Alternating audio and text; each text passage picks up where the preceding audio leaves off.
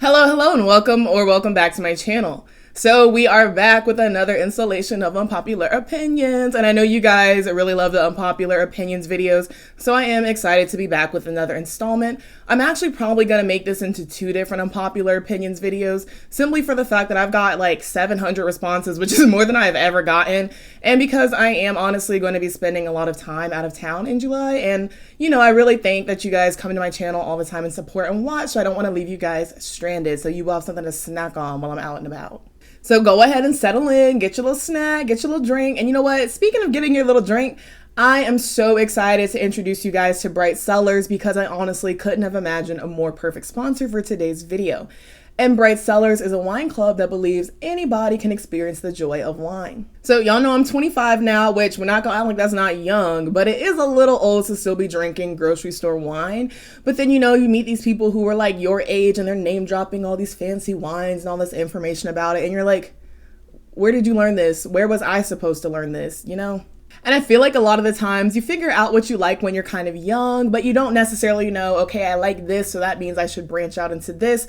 So then what ends up happening is you do a little trial and error. You find a drink that you like when you're 21 or 22, and that's the wine that you drink for the rest of your life. Bright Cellars makes it extremely easy to take the types of wine you love and provide suggestions on how to expand your horizons, so to speak.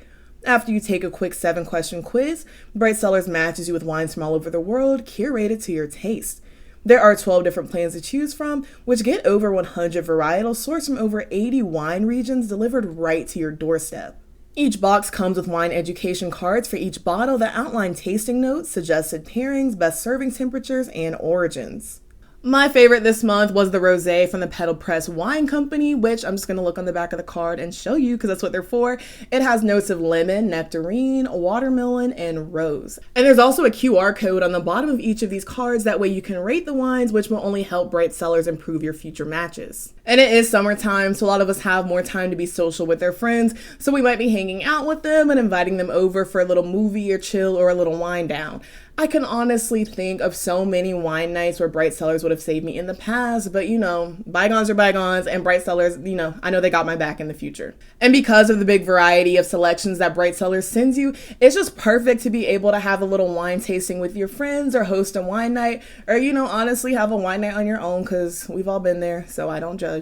And because I am newer to the wine game, I love that Bright Cellars has wines for me that I might be hesitant to buy, but they're always just trying to get me to reach out and expand my horizons. And it's a good thing because you're likely to enjoy the wines that Bright Cellars send you because there is a reason that they have over 600,000 5-star reviews on their bottles. But if you end up not liking a bottle, Bright Cellars will replace it for you, so there's absolutely no pressure at all. And of course, you can cancel your subscription at any time. Sponsors like Bright Cellars really do make it possible for me to continue to create content for you guys that you really enjoy. So, help them, help me, and, let me help you help yourself and whoever else you love to enjoy drinks within your life. So huge thanks to Bright Cellars for giving my subscribers, which is y'all, so listen up, their first 6-bottle subscription box for just $70, and that's normally $150. So of course, don't wait, don't hesitate, go ahead and click the link in the description. That way you can take the quiz and get started with Bright Cellars today. Again, massive thanks to Bright Cellars. Like I said, perfect time for the sponsorship, perfect video for it as well. And of course, I'm gonna be imbibing. There is some of the rosé in here. Don't worry, this cup is not full, otherwise I would be on the floor. All right, so we already know most of these tiers. There's only one new one on here, so let's run through them pretty quickly. 24K, perfection, could not have said it better myself. Get behind me, maybe I don't fully agree, but I definitely see where you're going, and I don't think that you're at all out of bounds for saying what you're saying. I respect it means, okay, thanks for sharing. I kind of agree, but I'm not moved by it. Sips drink, I don't 100% disagree. I don't really have an opinion, but if I did have an opinion, I would lean towards disagreeing, so I'm just going to sip my drink. And then Beyonce, you guys already know, that is peak delusion or peak confusion. So let's go ahead and get into it. All right, first things first, lucky number 1. So let's go ahead and get started. Miley has the best ballads out of the X-Acts. The Climb is literally gospel. Slide Away, The Most, Wrecking Ball, Adore You, perfect. I honestly think her voice has a lot to do with it because it gives off so much emotion and rawness. I completely agree. I think that Miley is a very interesting person to watch perform because she has a lot of stage presence. Even when she's not moving around a lot, like her eyes are just like looking around and playing with the camera a little bit. So she's always interesting to watch. And like you said in your comment, I guess, like you said, Miley is very emotive when she sings also. She's got a very raw and raspy voice, which just makes her sound, let me get closer to the camera, which makes her sound, just even more emotional. And then on top of that, of course, is the song choice. I cannot listen to Adore You without getting emotional. It's funny because, not to be like super dramatic, but I think when I was in high school, like that song just reminded me of my ex. Well, we weren't exes at the time. It just does it for me, so I don't listen to it anymore. Like, I know that might sound crazy, but to me, the song is too good. It's so good that I just stay away from it. And then, The Climb, I was in like 5th grade when The Climb came out. So I was just like, it's cute. I love the little Hannah Montana movie. Slide Away, I still listen to Slide Away. I love Slide Away. I did love Bangers a lot. But when Slide Away came out, I was like, you know what? I do actually really like Miley Cyrus's music. Very good. The most, I've actually never heard that song. I'm going to be honest. Wrecking Ball. I don't know, does anyone like actually love Wrecking Ball? I think that most people just aren't bothered by it, but I don't know if anyone's like, that's my favorite song. Like, it doesn't bother me. I don't love it. All right, then as far as the X acts go, I think as far as Miley Cyrus goes, usually people, when they talk about why can't I say X acts? They usually are saying like Miley, Demi, and Selena. The only Demi Lovato ballads that I know are Tell Me You Love Me, which I actually love that song. And there's another one. I think it's more recent. Sober, that's not a new song. I like that too.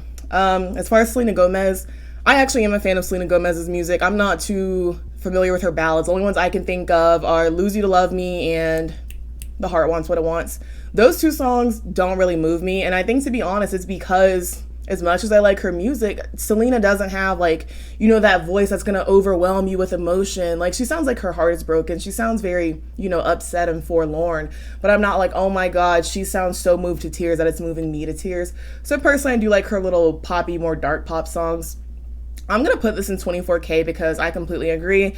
It's a subjective opinion, so you're welcome to disagree, but I wholeheartedly agree. All right, next one. This is really cute. Singing in the car is more fun than singing along at a concert. I completely agree, because when you're singing along in the car, you're either by yourself or hopefully with a friend or a family member. Hopefully you're not in the car with a stranger, unless you're doing rideshare or something like that. But, in general, you're with people that you're comfortable around. So, you can go a little crazy, put on a little show. And then like when you're by yourself, you can really let loose.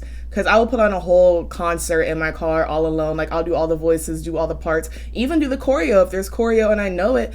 But, I got to be driving crazy on the highway. Like Vroom Vroom by Charlie is playing. Like, what else do you expect? And then as far as singing along at a concert, this is going to be an unpopular opinion, but girly, lip sync. Like, there is no need to be yelling at the concert. And if I'm yelling, it might be during like a chorus or something like that. But I've gone to concerts and people are yelling all the lyrics, the whole show. It's like they're trying to outsing the person that we paid to see. So yeah, have fun, get into the show, but don't be a disruption either. So 24K for that one. Very cute, very cute. All right, third one. I love Margot Robbie, and I think she's really talented, but she does a Jersey, New York-esque American accent for every role, no matter where her character is from, and it's really noticeable, LOL. I understand it's difficult to learn different types of American accents, but I feel like for someone with her level of skill and resources, it shouldn't be that hard to figure out. So I actually brought this unpopular opinion up to a friend before I made this video, and he was like, yeah, she does the same accent in every single thing she's in. I don't think I've seen Margot Robbie in too many things. I've seen her in Wolf of Wall Street, so that's New York, so the accent made sense there. Obviously it's Harley Quinn. I don't know where Harley Quinn is from, like Gotham City, that's not a real city, so the accent didn't really bother me, and Gotham City seems kind of like, like New York-ish, New York adjacent, so the accent works there. I saw her in Focus, that movie with Will Smith that like all the little Are They Together allegations came out of. What was that movie about? Like scamming, sleight of hand? I don't remember the movie's about, but I saw it. I think she had that accent there.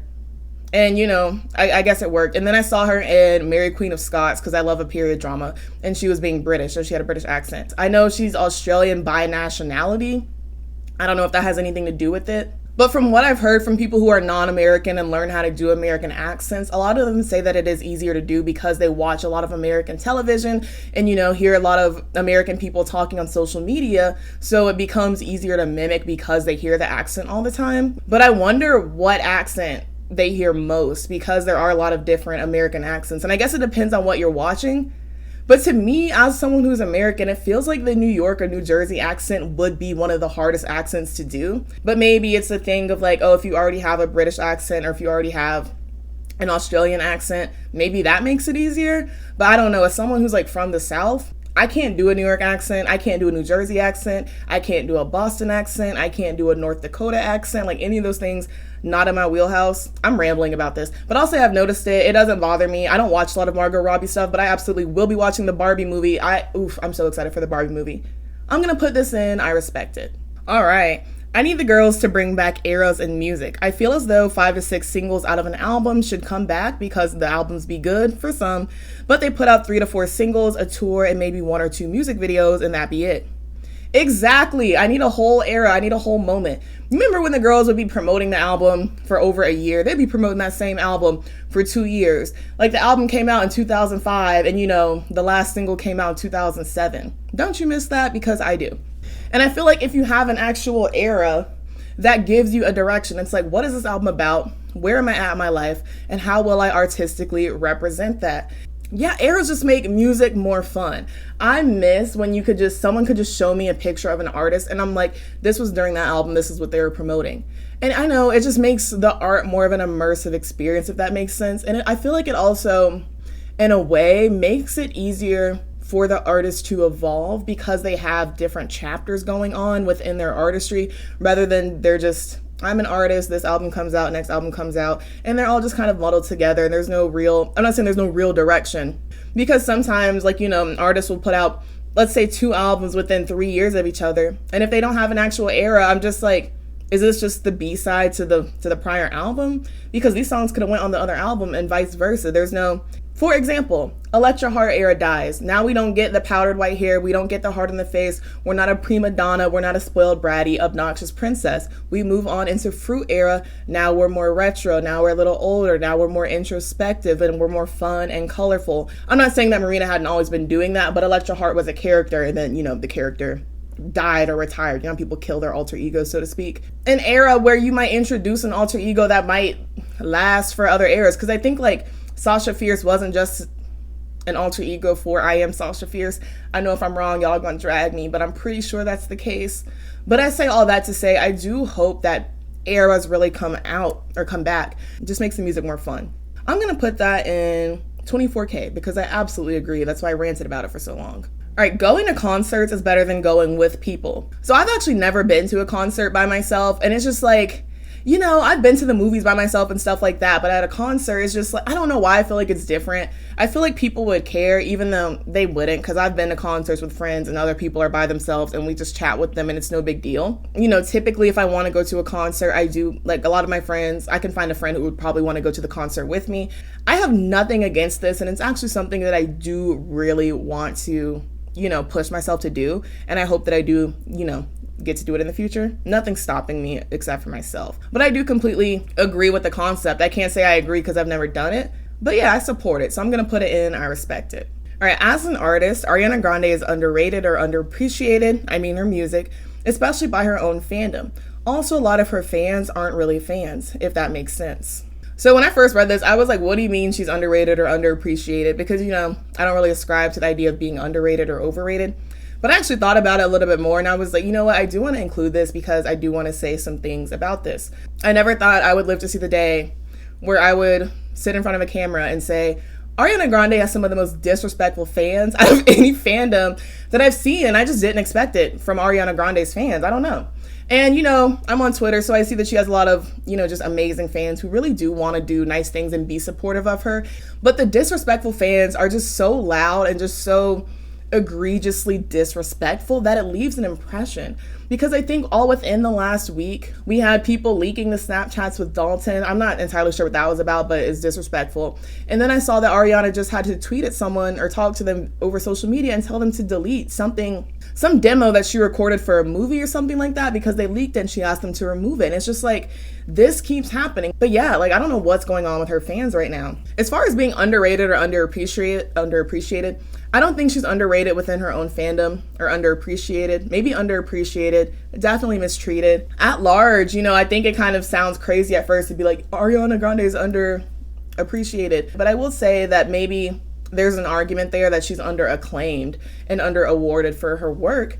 But I also do think, and this is coming from someone who likes her music, this is coming from someone who, Ariana's been in my little top 5 Spotify before, but sometimes it kind of feels like, where do we go from here? And I think this is what I was talking about with the eras. Like, I'm not saying Sweetener, Thank You Next, and Positions all sound like the exact same albums, because they don't, but they're all just so very distinct in their sound.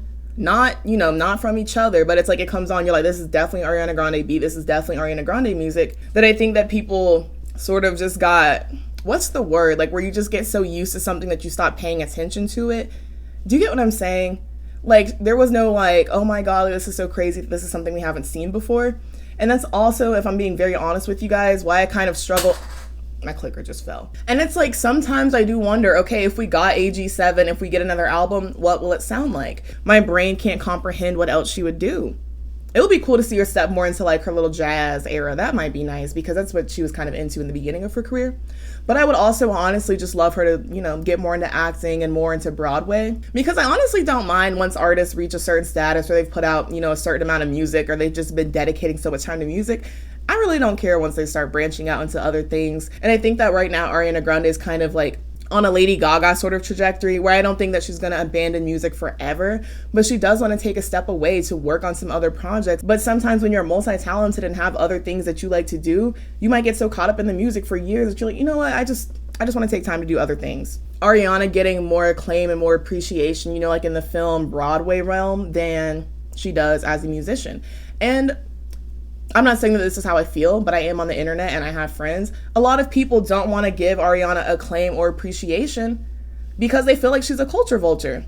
I'm going to put this in Sips Drink, because it's like, I have an opinion and I don't know if I agree or disagree. I feel like I just kind of talked a lot, honestly, and didn't add much other than my perspective, if we're being honest. I am so sorry. I had to change, baby. I was feeling like a Jonas brother. I was burning up. It was so hot in my room. Okay, not everybody who has got a good voice, have what it takes to be a good musician, not talking performance ability or stage presence, but passion for music and creative input. Don't get me wrong, not everybody has to write all of their own stuff, but there is a difference between being a singer or a musician, a performer or an artist. I think at the heart of it, they mean just because you are a good singer, a good singer does not an entertainer, does not an artist make. And I do agree with that, because you can have, a golden voice. Your voice can be a gift from God, and you can have no stage presence, no creativity, and also not necessarily be willing to work on that. Because there are a lot of artists whose voices, I absolutely love, but I'm like, I don't think your career is where you want it to be, because your music is not that appealing to people, And, they said not talking stage presence or passion for music, but those things do matter. No one wants to watch you sing if you're the best singer on the planet and you're boring to watch on stage. And I'm not saying you got to be doing backflips and all that stuff, but you can still command the stage and be standing there if you have a presence. And, if you have no passion for music, that's really probably also going to translate over into your presence 9 times out of 10. I'm going to put this in 24K because I completely agree. All right, it's entirely possible to separate the art from the artist. It's not hard and nowhere near a big deal as many people claim it to be. So while I do agree that separating the art and the artist is completely possible, I do it all the time. I don't want to sit here and be like, it's not a big deal, because, in some instances, to me personally, it is a big fucking deal. You can say, this is a horrible human being and they make good music. And I completely understand if I stop streaming this person's music, they're going to be just fine. My little streams are not going to hurt them. But morally, I wouldn't support it. I also do think it's a bit extreme that sometimes people hate an artist or refuse to listen to their music because they don't agree with everything they say and don't agree with every single thing that they do. You would not hold anyone in your real life. You don't agree with everything your friends say. You don't agree with everything your parents say, and you associate with them. Your friends, you have a choice. Your parents, not so much. But it's like, why do y'all act like you have to agree with everything somebody says to be a fan of them? We said fan, not a freaking follower, not a zombie, a fan. But yeah, I do think separating the art and an artist is a case-by-case basis. So I don't think you can say, oh, if you can't do that, then there's something wrong with you. It's not a big deal. You're being extra. But it is like, there are plenty of people that I stream their music all the time. And from what I've seen of their behavior, I'm like, I would never be your friend. We would probably fucking argue all the time. But, I still like your music and I'll probably never meet you. So it doesn't matter. I'm going to put this in Sips Drink because I get what you're saying, but you added too much. The end of the sentence made me disagree with you a little bit. All rappers must be required to write their own raps. I feel like this is something that I go back and forth on personally because I like a lot of rappers and I like a lot of their music. And it's like, do I think every single rapper I listen to is writing their own music? Absolutely not. But whoever's writing it is doing a damn good job. Who's writing the rap doesn't really impact my experience as a listener. So in those cases, it doesn't matter to me. But I also understand very well that part of rap culture, part of hip hop culture is writing your own music, is, performing your own words, spitting out what you wrote and not just taking something from someone else and regurgitating it. I get what you're saying. Like, I don't think that this is a crazy statement because, I've probably said something to this effect before, but I also know with my own listening habits, I don't really adhere to this. And I don't know completely what I think. I'm going to put it in I respect it. I love Taylor Swift, but seeing her acting outside of music videos and skits makes me cringe, and I kind of hope that she doesn't get into directing and acting because of the potential for her to suck.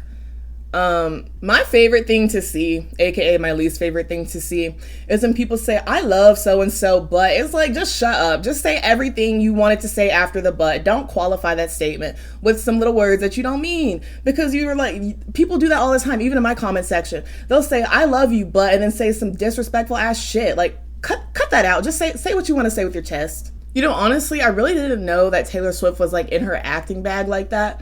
Because I've only seen her in one movie, and that was Valentine's Day, and that was years ago, because I think she was like 19 in that.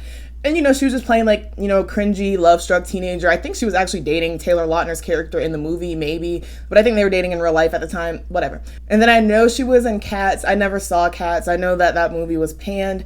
I have heard people say that, she wasn't bad in it, but I don't know if that was her fans saying that. I don't know if it was critics. Then they also said skits. I think she's been on SNL forever ago. It makes them cringe. Obviously, I'm looking down at this, and I kind of hope she doesn't get into directing and acting because of the potential for her to suck. It's like, then don't watch it. Like, you kind of hope someone doesn't do something because they have the potential to not be good at it. Like, do you do stuff? Because I'm sure you have the potential to be bad at everything you do. I have the potential to be bad at things. I still do them. And if it's important to me, I try to get better. And if her work, if her acting, if her directing doesn't resonate with you and it makes you cringe, don't watch it. I don't know what to say. Sips Drink. You know what? Actually, no. And I think you're going to see me put this into Sips Drink, but I'm going to overwrite that and I'm going to put it in Beyonce. Because don't watch it. Just ignore it. Just don't watch it. You go try to sing and dance and then talk. If you can't sing or dance, then you have no business speaking on Idols. This is a genuinely dumb comeback for when Stan's faves are being critiqued. Thank you. As I have said before, you don't need to be Gordon Ramsay. You don't need to be a Michelin chef to know when a dish tastes bad. You can be at Applebee's, and if your food tastes bad and you send it back, is the chef going to come up to you and say, you don't know what bad food tastes like because you're not a chef, so you don't get to have an opinion. When you can cook this dish, then you can critique it. No one is going to say that to you because you're paying for it. You're consuming it. Like, let's get real, And I hate to rant, but I'm going to rant because this is something, as someone who consumes music of all genres as much as I do, this pisses me off every time I see it because it's like, what are you saying? We have eyes. We can look at someone and see if their dancing isn't good. You can tell when someone is not trying. A lot of you guys are not content creators yourselves, but if I came on here and wasn't trying or wasn't prepared and wasn't doing my work, you would be able to tell. Like, obviously, no one knows 100% of what's going on behind the scenes, but as fans, I was going to say as stans, but then follow that up with we, and I'm not part of that group. As stans, you guys need to realize there is a fine line, and I know this is a buzzword, but at a certain point, sometimes the statements that y'all try to come back with is just pure gaslighting. It is pure gaslighting. Like, I could be looking at something and I'm like, okay, she's not keeping up with the rest of her group. She's not trying. She's stumbling through the choreography. She doesn't have it down. And then y'all say, no, she's doing just fine. She's doing just fine. Really? She just tripped and fell and she's on the floor. She's facing to the left and everyone else is facing to the right. Like, what are you talking about? Are you okay? And I don't get it. I don't get it. There is a difference between hate and critique. You can say, this person is not the best dancer. You can say this person has been in this group for 7 years and hasn't gotten a lick better at dancing. That's not hating. If I'm sending this person death threats, if I'm talking shit about this person or going out of my way to be unnecessarily mean just because I feel like they're not the best dancer, that is hating. Another creator here on YouTube said this, so these are not my words, but they said this and I was like, this is so important. I wish everyone in the world could hear this. And I can't remember who they were talking about, and I wish I knew who said it because I would just tell you. But they were like, anytime someone is talking about a celebrity or someone that they're really a fan of, they'll ask them, is there anything this person has ever done that you felt was wrong or that you completely disagree with? And they said, if that person responds with no, to me, like, this person's never done anything wrong or anything I disagree with, they're like, okay, I know that you're not worth talking to about this subject. I love all of my friends, all of my family members. I have pointed out something that I felt they've done was wrong, every single one of them. And they have done that to me. That doesn't mean we hate each other. I don't think that they're a hater. I don't think that they're preying on my downfall. And I don't think that they're jealous, because I hate when people say that, oh, you're just jealous. Really? You think I'm jealous of the person who's been training for 7 years and still can't do a 1-2 step? You think I'm jealous of that? Like, let's be real. 24K, apologies for my rant. I'm just a passionate girl. All right. Chick-Fil-A is nasty. You love talking about white people only season their food with salt and pepper, and that's exactly what you're getting at Chick-Fil-A. Bland food with decent sauces. When I was in, elementary, middle school, some of you probably know the type of kids I'm talking about. We're like, my mom doesn't let me eat fast food. She doesn't let me eat Taco Bell. I can't eat McDonald's, but I can eat Chick-Fil-A. That's fried chicken and french fries like where everybody else got. Chick-fil-A is still fast food just like everybody else. It's not any healthier. Like, what are you talking about? Like, I think Chick-fil-A has built up this cult, and I can't even, I'm not a hater because I be at the drive-thru all the damn time, but they've built up this cult of people think that their echelon of food, why did I just throw that word out for nowhere? That was too much. Their, quality of food is just above other fast food restaurants. It's to me it is not in any crazy way. It's maybe a few points above. I'm not oh my god, I'll eat Chick-fil-A but not McDonald's. Nah, I'll be at McDonald's. I am a regular Taco Bell. I will eat anything I want to eat. But anyways, it's the customer service. It's the customer service that has y'all fooled and in a tizzy at Chick-fil-A. Their food is delicious, but it's not like, oh my god, it's Chick-fil-A. No. You just got my pleasured into thinking that they're that came out kind of weird. But you know what I mean? You just got tricked. Yeah, to me, Chick-fil-A is not nasty, but I can also acknowledge that it's not the most seasoned food out there. And it's but now that I'm thinking about it, what fast food is really that seasoned? But yeah, I love Chick-fil-A, so I'm going to wholeheartedly disagree with this because it's not nasty to me. Chick-fil-A is absolutely delicious to me. I love it. But I'm just adding an aside and saying I hate when people act like Chick-fil-A is any different to any other fast food. It is all fast food. Stop trying to make yourself feel better and be like, well, I'm eating Chick-fil-A, not Burger King. Girl, you in the drive-thru like everybody else. Just stop. So this is going in Beyonce. Also, in the comments, let me know your favorite sauce from Chick-fil-A. I'm going to say honey mustard or barbecue. Polynesian sauce, I hate it. Maybe this is just because I'm not American, but I've never seen an SNL skit that I found funny. Honestly, SNL is not that funny to me either. And I want to say maybe it's mostly millennial humor. Maybe it's not. But it's I don't know why. I wonder if anyone else who's in my age group feels this way. But it has always been very hard for me to laugh at something that's on a TV show or in a movie. But it's if I see something on TikTok or Twitter or on social media or a meme, those are funnier to me. And I think it might just be a sort of, a generational difference in humor. But yeah, SNL has never really got me. The only thing that will make me laugh on SNL are the Stefan skits. Though Bill Hader, he was in his bag with those. Those are hilarious. I'm going to try to put one in for copyright. If it ends up not being in the video, just know that it was copyrighted. But he's the guy with the Ed Hardy shirt with the tatted sleeves, and he's like, today's hottest club, Steamroller, it has everything. Short people, baby daddies, I'm so fucking stupid. But yeah, that's really all that makes me laugh on SNL. And that one time that Stefan, he was talking to Michael Che and Colin Jost. I'll put a picture of them up. But Colin Jost is the white one. Michael Che is black. And he was talking to them. And this was at a time when the movies were relevant. And he was like, La La Land, Moonlight. That was so funny to me. That's just hilarious. Correct me if I'm wrong. I think John Mulaney wrote a lot of those skits. And they would actually try to write crazy stuff or just problematic stuff in there to see if they could get Bill Hader to break. And he does quite a lot. Usually if I'm watching anything SNL related these days, it's just the performances, because those are usually pretty good. Y'all remember that one? I think they scrubbed it from the internet, but do y'all remember that Iggy Azalea and Mo performance when they did Beg for It? Oh, yeah, I don't even think you can find that on the internet anymore, but that was a moment, if you know what I'm talking about. It was so bad. I think they had like a technology issue, but I'm gonna put this in Get Behind Me because I completely agree. Some people think it's the most hilarious thing ever. It don't do it for me.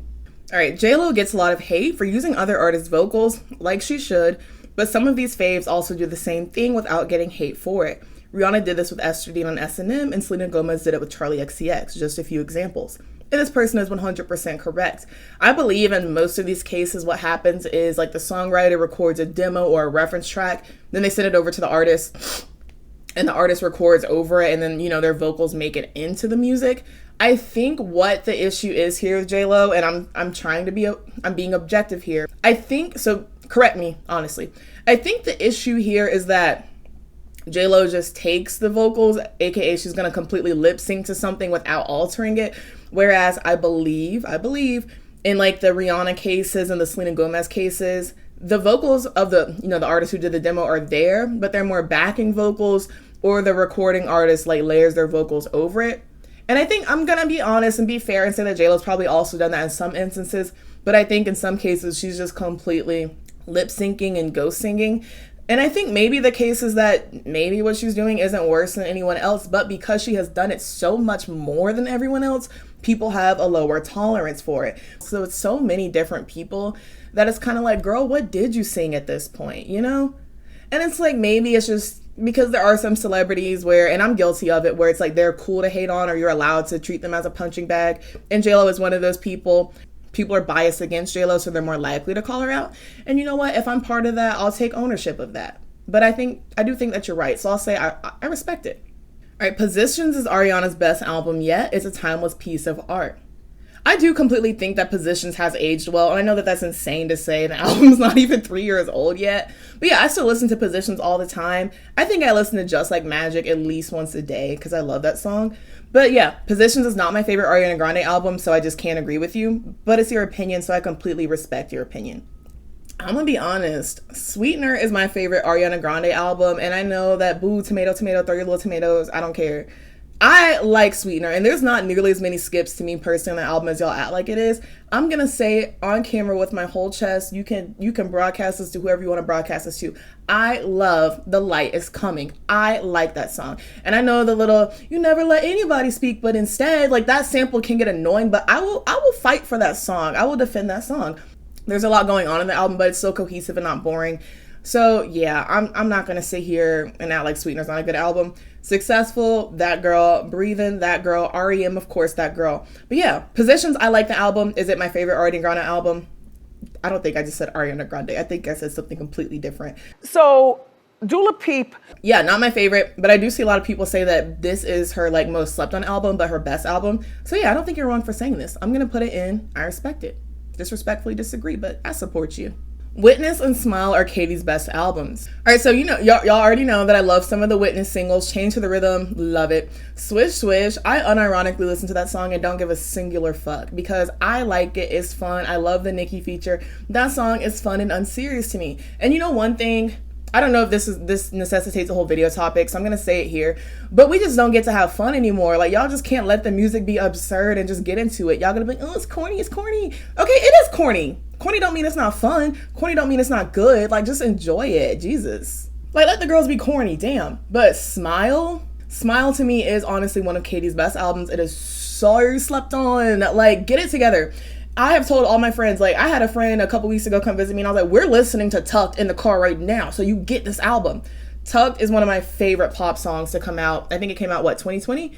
Yeah, probably in recent years. Tucked is one of my favorite pop songs. I think Harley's in Hawaii is on this album. Even if not, it's a single. Love it. Cry About It Later, that girl. This is a very good album. And then the title track, Smile, I do like it a lot. It's not my favorite on the album. And yes, I can completely acknowledge that Smile sounds like it should be in an Old Navy commercial. Does that mean it's a bad song? No. Sometimes Old Navy has good things. We love their flip-flops. We used to be crazy for the little 4th of July t-shirts. But yeah, one, I do think it came out like in the midst of the pandemic, but it also came out after Witness, so people had stopped checking for Katy. But you know what? Katy is a pop queen. I'm gonna always check for Katy. I might not like what she got, for me, but I'm a check for it.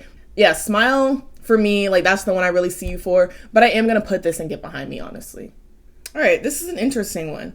Touring shouldn't be a requirement for artists. I hate when people say they're disappointed when an artist says that they're not going to tour. They don't owe you anything. Touring can be really stressful and can impact your mental health, and people always seem to ignore that. Not I always forget, but it's like it's always surprising to me just understanding the concept of being on a tour. Like, because, you know, like when you're seeing your stop at the concert, you ever have a moment where you're like, dang, this is their like 40th time performing this same thing in a row. And it's like, yeah, they'll switch up the costume, switch up the set list a little bit, you know, do maybe a little different of a joke. But more or less, it's the same thing back to back to back. You're traveling. A lot of the times these artists are working on albums while they're touring, so they're having to pop into the studio or just do other promotional engagements and just things that are not sleeping and not resting. And then preparing for a tour in itself just seems hectic in general, but to me more specifically to like K-pop and idols and anyone who dances, honestly, I'm just like, how do they remember all of the choreography for an hour-long show? And I know that it like kind of compounds on top of one another because you don't learn all the songs and all the choreo at the same time. Sometimes you're doing songs that are like years old, so you know the choreo like the back of your hand. There's all these little nuances because it's like sometimes they'll change the choreo for the concert, or it's like, okay, after this choreo, we don't do the thing that we normally do. We transition into the next song, things like that. And it's like, I know if it's your job, you probably do train for it and get better at it. But every time I look at an artist on tour, I'm just like, I would mess up like so often, or I would just forget. And it's just like, yeah, like just being on the road for forever just seems like it sucks. You know, not getting to sleep in your own bed or the beds in one of your houses just sucks. Like all of that just seems to me like it's something I absolutely wouldn't want to go through. And I know that artists do sometimes force themselves to do it because they make most of their money in touring, especially now because people, you know, are buying albums and things like that the way that they used to. But it's like, you know, I would like to see them. I'm not going to call them greedy or evil or ungrateful if they don't tour for the album. Some artists just don't want to perform in front of audiences. And I know that you're like, well, if you're an artist, if you're a musician, you have to perform in front of audiences. No, you don't. You can make your music in your bedroom or whatever. And sometimes artists do give live performances that aren't on tours. Like think of like a live lounge performance or like a tiny desk concert, something like that. I think a lot of artists honestly are better suited to those sorts of performances that aren't live and aren't in front of a bunch of audiences in front of a bunch of audience members. If an artist doesn't want to tour, it really doesn't bother me. But I do understand that a lot of people are like, no, you need to tour. You need to go out there and get on the field and shake your fans' hands and show them you're grateful. But, you know, I don't see it that way. So I'm going to put this in Get Behind Me. All right, you can stand an artist without liking their music. So I racked my brain trying to think whether there were any artists that I was like, you know, I really, really like them, but I don't listen to their music at all. And I couldn't think of any. I can think of artists where I'm like, you know what, I hope things work out for them. And it's like, I'm not a stan of them. And I can't call myself a fan because I don't listen to their work, but they don't bother me. Like someone like Ice Spice, every time she gets another accolade or something, I'm like, oh, good for her. But I really don't listen to her music like that. So it's like, I can't call myself a fan. But I don't wish any ill on her. I just don't really check for her like that. And it's like, to me, like I couldn't be like, oh my God, I'm an Ice Spice stan or like something like that because like I don't listen to their music. And this one, y'all are gonna, I'm gonna get in so much trouble for this one. But Summer Walker, like I don't really listen to her music either. But like, you know, like the thing with the Tiana Taylor when she got her little concert and it was amazing. I was like, oh, this is so good for her. I don't listen to her music, but I know from someone who just, you know, is immersed in music culture and is on social media, I'm like, oh, this is a major improvement for her. This is a major step forward. So I'm proud of her. But it's like, I don't know. Do you guys get what I'm saying? It's like you can feel positive feelings towards someone or be like, good for them. But it's like you're also not a fan because you don't follow them or, you know, keep up with them. Like, what do you like about this person if not their music? You know, is it their style? Is it their personality? Is it how they interact with people? Like, I honestly just don't understand this. And part of the reason I included this in the video is because I wanted either the person who submitted this or other people who do understand what this person is saying. Like, I just wanted you to speak out in the comments. It is going in Beyonce because it makes no sense to me. But this is an open invitation for you to try and make it make sense to me because I don't get it. So I would really like to see some examples of this because it's an interesting concept. All right, the Charlie's Angels, the 2019 version, their music soundtrack is criminally underrated. This is interesting because I really do like the Charlie's Angels soundtrack. I mean, honestly, it's kind of Ariana Grande album a little bit, but there are a lot of fun songs on there. Like, honestly, I love Don't Call Me Angel. I still listen to it, and I don't understand why everyone was like, this song was so terrible. It's like we finally got Miley, Aria, and Lana on a song But it's like one of those things when, you hear like those three people are collabing or just any big people that you're a fan of, it's never going to sound like what you imagined it to be in your head. It's always going to sound different. And I like how a lot of people say like Lana's feature or Lana's verse in the song doesn't really fit. But to me, it does kind of serve as like, maybe not a bridge, maybe an interlude. It's just like, it gives a tonal shift. And it's very on brand for Lana. It's just like, I don't know what else I wanted her to do. Like, this is 2019 Lana. Like, we weren't going to get Paradise, Off to the Races, Born to Die Lana. Like, we weren't going to get that on the Charlie's Angels soundtrack at this point in time. I like Bad to You. I like How I Look on You. I like Bad Girls. That's a Donna Summer song. They have a lot on this soundtrack. I've actually never seen the movie. I've heard it was awful. But I do like this soundtrack. This is actually one of the movie soundtracks that I do go back to a lot. I love the Birds of Prey soundtrack as well. You guys know my favorite movie soundtrack so far, still hasn't been dethroned, is the 2013 Great Gatsby soundtrack. That's my favorite movie soundtrack of all times. And I can't wait to see if the Barbie soundtrack gives it some competition. I think it's promising so far. And I think a lot of people dislike the Charlie's Angels soundtrack, or it's like they dislike Don't Call Me Angel, and then they speak on the Charlie's Angels soundtrack in a whole just because of that song. The soundtrack isn't bad. Like, you can give it a listen. It's not bad. And they've got some pop girls on here. Normani's on it. I've already said Ariana's on it. Miley and Lana are on it. I'm looking at the track listing, obviously. I don't have this memorized. Kim Petras is on it. Cash Doll and Stefflon Don are on it. So we have some rappers. Like you get a lot. And then Nicki Minaj is also on it. She's in Bad to You also. I don't know why I left her out. Anita's also on it. Sorry, Anita.